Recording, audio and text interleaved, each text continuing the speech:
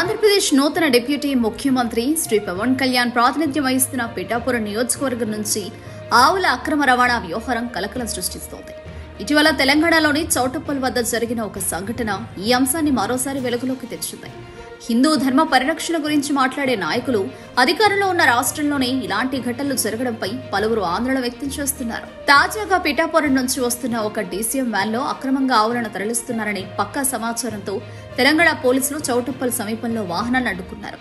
తనిఖీ చేయగా DCM van లో పైన అరటి గెలలు కప్పి వాటి కింద ఆవులను అత్యంత దారుణంగా కుక్కి తరలిస్తున్నట్లు గుర్తించారు. ఇది పుష్ప సినిమా తరహాలోనే అక్రమ రవాణాకు పాల్పడిన తీరును పోలి ఉందని పలువురు వ్యాఖ్యానిస్తున్నారు. ఈ అక్రమ రవాణాకు సంబంధించిన సమాచారాన్ని బజరంగ్ దళ్ మరియు గోరక్ష సమితి సభ్యులు తెలంగాణ పోలీసులకు అందించారని తెలిసింది. వారి సమాచారం ఆధారంగానే పోలీసులు అప్రమత్తమై వాహనాన్ని పట్టుకోగలిగారు.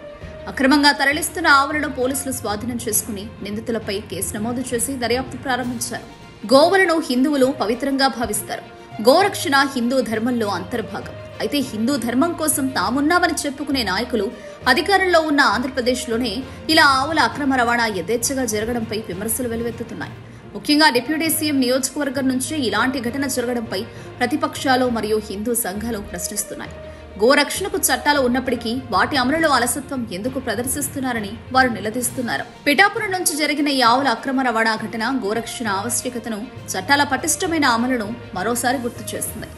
హిందూ ధర్మ పరిరక్షణకు కట్టుబడి ఉన్నామని చెప్పే నాయకులు ఇలాంటి అక్రమాలను అరికట్టడానికి తక్షణ చర్యలు తీసుకోవాలని, గోవుల సంరక్షణకు పటిష్టమైన వ్యవస్థను ఏర్పాటు చేయాలని ప్రజలు కోరుతున్నారు. ఈ ఘటనపై సమగ్ర దర్యాప్తు జరిపి దోషులను కఠినంగా శిక్షించాలని డిమాండ్లు వినిపిస్తున్నాయి.